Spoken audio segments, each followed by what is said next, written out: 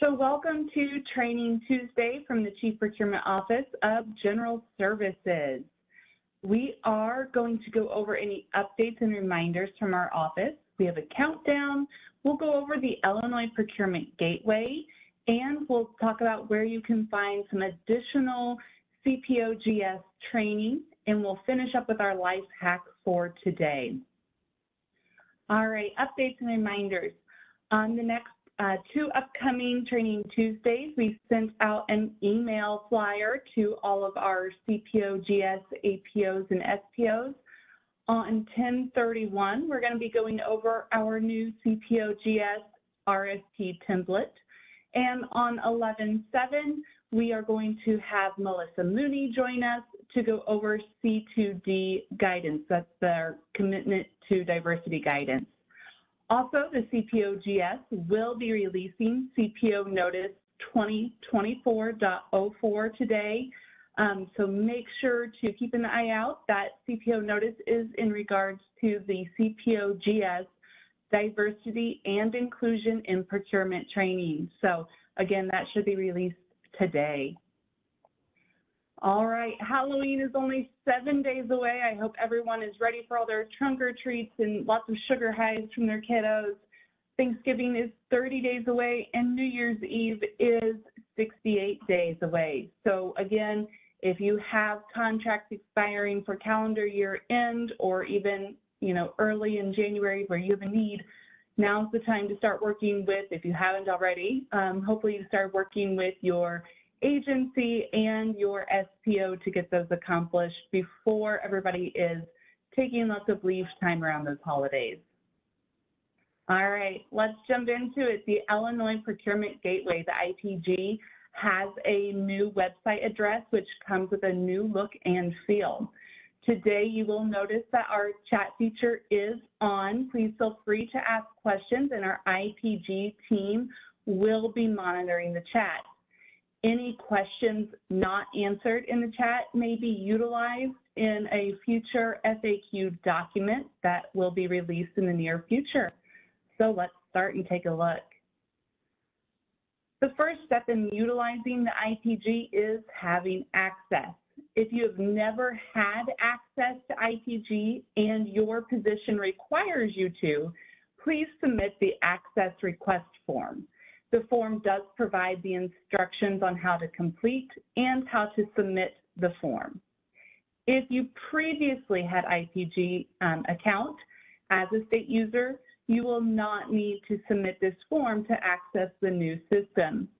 You should be receiving an email with login instructions soon, but we will go over that in more depth. All right, let's take a look at the directory. So first of all, make sure to bookmark our new web address, which is ipg.illinois.gov. When you first enter the site, you'll notice that the picture on the right is continuously scrolling to show different Illinois landscapes. IPG has maintained a public-facing vendor directory. This is a great use to determine if a vendor has an active is an active registered vendor in IPG. Simply click on the vendor directory from the left menu and then select the vendor directory button. There are several data points that can be searched. The most common search field is the vendor name. Additionally, you can search by NIGP codes. If you have a need to search by contact person or location of a company, you are able to do that here as well.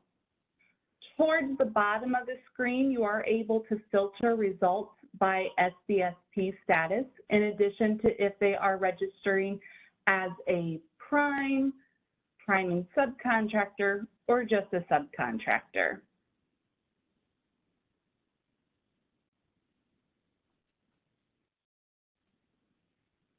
After entering all the desired search fields, mark that you are not a robot, and then go ahead and select search.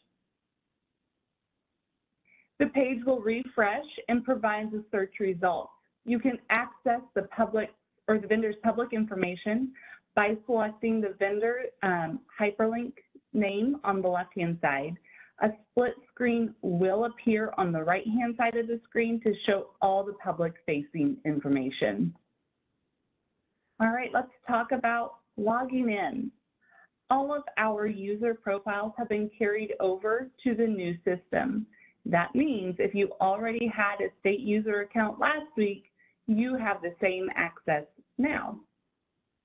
When you first log in, you're going to, whenever you do receive an email, it will give you directions on how to log in for the first time. But let's go ahead and go over how you can also do those on your own.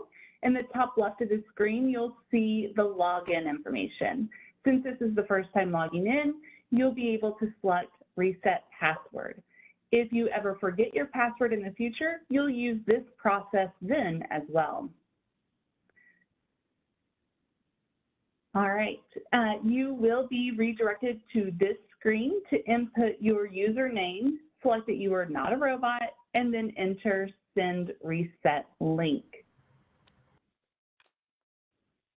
This screen will then let you know if your credentials have been verified. If they have been, you will receive an email with steps to reset your password.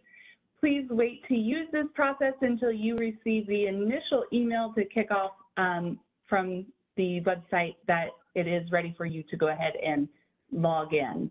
But again, if you ever forget your credentials or here within a few days, you will be able to do that. If you have questions regarding your username, it is likely your email address.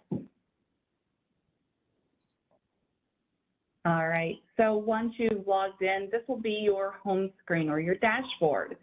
Your main use of IPG is to search for a vendor and download their IPG registration in association with a procurement. In order to search for active registered vendors, you will select suppliers and then registrations from the menu on the left-hand side. It will take you to a new screen showing you a database of all active registrations. You have the option to search through registration history, which will show you expired registrations as well.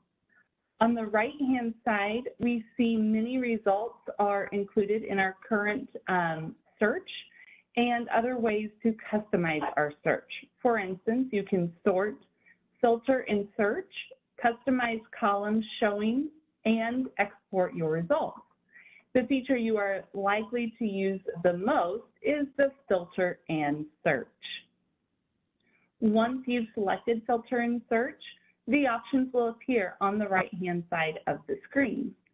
You can search by vendor name, NIGP codes, status as an SBSP vendor, and much more. After you've entered your desired criteria, select Run. The page will refresh with the desired criteria applied. After the page refreshes, you will see your search criteria that has been applied directly above the listing of the vendors that have met that criteria.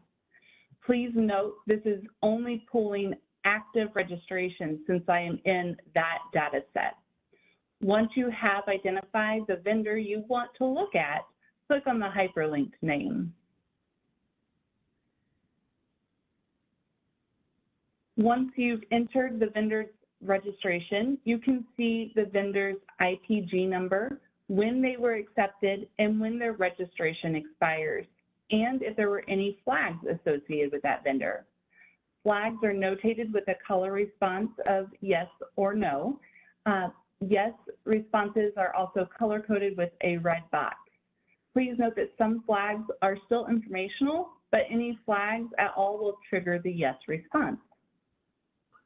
In the old IPG system, you had to enter into each section of the registration separately. Now you're able to continuously scroll down through the vendor's entire registration. As I am scrolling through this registration, you'll see that each response has an outline of a flag next to it. If a vendor's response is marked with a flag, the flag will be a solid color. If you select a flag that is solid, a pop-up will appear on the right-hand side of the screen that provides the details related to that flag. Overall, the sections, numbering, content, and attachments previously in IPG have remained the same throughout the new system. At the top of the vendor's registration, you are able to select Export to PDF. This will create a single zip file which contains the vendor's IPG registration and all attached documents. Due to this registration not having any attachments, we only see the single PDF which contains the active registration. So after you've had an opportunity to explore the site yourself, please submit any additional questions to eec.ipg@illinois.gov. Any of your questions that have not been responded to in the chat will be considered to be included in the FAQ document. Additional CPO-GS trainings that are upcoming. We have the Introduction to Illinois Procurement that's being held Wednesday, December the 6th. You are required to register to attend this training. Our Bid Buy monthly training is, the next one is Wednesday, November the 8th. You do not have to register, and you can join us at any point in time throughout that day to learn more about that section of Bid Buy. Our Bid Buy practice sessions are Thursday, November 9th and the 16th. That is the second and third Thursday of the month. Those start at 9 a.m. You bring your questions about Bid Buy and we'll help answer them, but there is no set agenda. All right, for our life hack. If you have cooked something in your kitchen and although the meal may have been delicious, the lingering smell isn't what you were hoping for. Just set out a shallow dish of apple cider vinegar on your counter overnight. The lingering odor should be gone by morning. All right, thank you all so much and have a wonderful day.